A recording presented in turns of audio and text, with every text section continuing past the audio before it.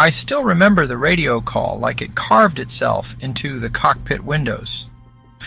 A twin-engine commuter plane had gone down somewhere in the mountains north of Kodiak, 10 souls on board. Last transmission, icing, turbulence, and a sudden altitude drop. Then nothing but static. And outside our hangar, the wind was already pushing 60 knots, whipping the snow sideways in a whiteout that swallowed the runway. We launched anyway. They don't teach you courage for nights like this. You earn it by going. You learn to breathe slow, trust your crew, and ignore the voice that whispers, "This is impossible." By the time we cleared the shoreline, we were flying by instruments and instinct. Snowflakes hit the windscreen like bullets, and the rotor washed through white powder and spirals that felt like flying inside a shaken snow globe. I couldn't see the horizon. I could barely see the belly of our own MH-65. The only break in the static came from the ELT, a faint emergency beacon, struggling through the storm, flickering in and out like it was drowning. We followed that heartbeat. When we found the wreckage, it didn't look like a plane anymore.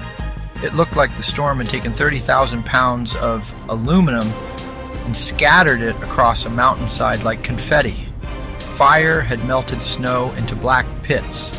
9 souls were gone. Quietly, peacefully, I hope. But one human being was still alive. Our flight mechanic, eyes wide behind his goggles, was the first to spot him, a dark lump in the snow, barely moving.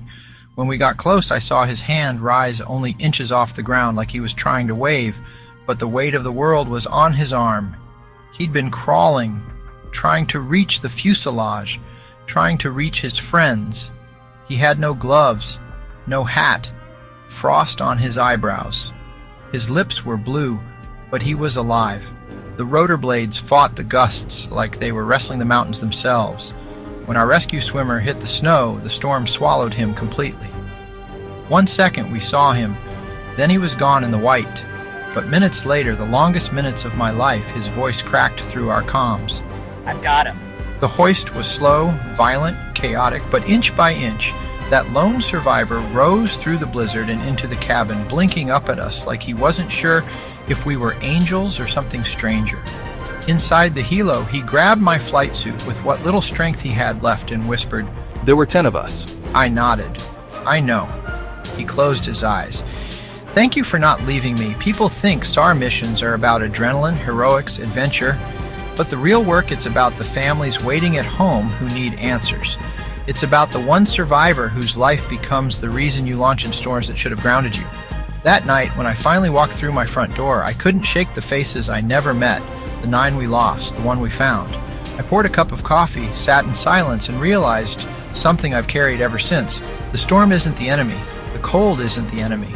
Time is. And no matter how dark it gets, every life is worth flying for. Rest in peace to all that did not survive. Thank you for watching.